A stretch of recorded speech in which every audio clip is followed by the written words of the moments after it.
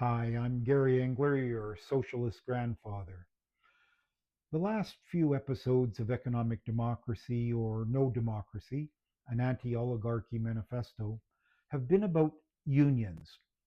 While today, I'll turn to some of the reasons why every committed environmentalist should also support economic democracy.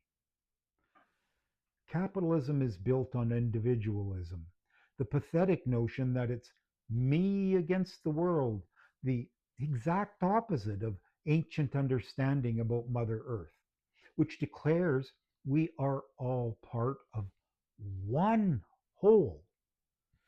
Dozens of aphorisms glorify individualism. Greed is good. Look after number one. Great men are the source of all wealth.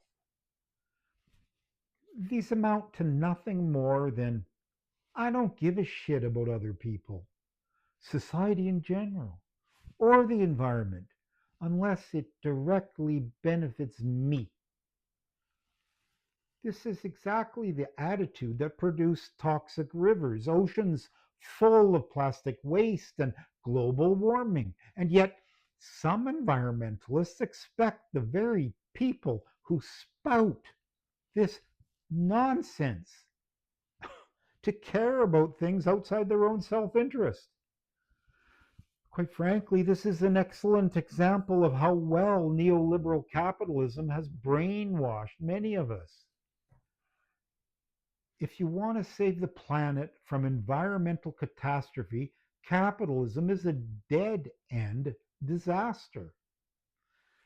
I remember in my youthful socialist days, my ideals being patronizingly dismissed as, oh, your ideas sound good, but that's just not how things are in real life.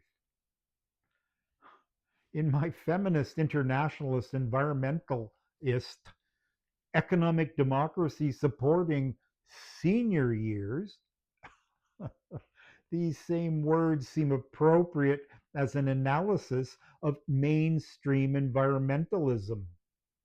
Here is the harsh reality.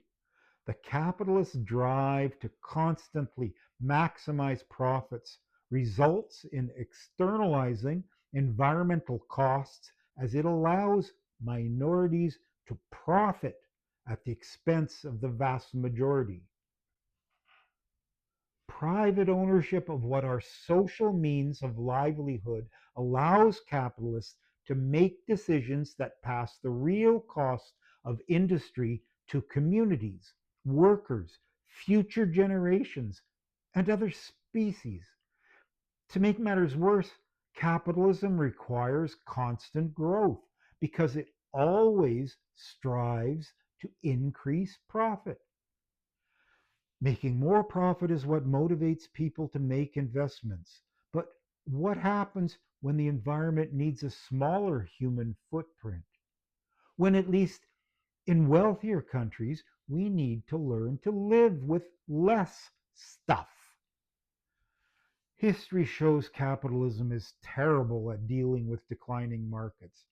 Every time the economy shrinks for a sustained period, the system goes into crisis. Banks crash, unemployment rises, and wars are often required to get the system out of crises.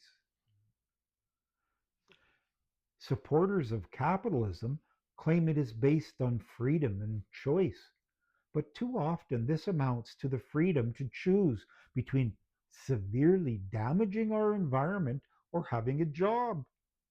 The promoters of tar sands, fracking, coal mining, and pipelines are explicit about this, and in fact go even further. The business pages are full of stories quoting the captains of the carbon industrial complex telling us you must choose between economic prosperity and what is good for the environment because you can't have both. If we continue with capitalism, they are absolutely correct. Instead, we need economic democracy, which in Some places will focus on degrowth, the subject of our next episode.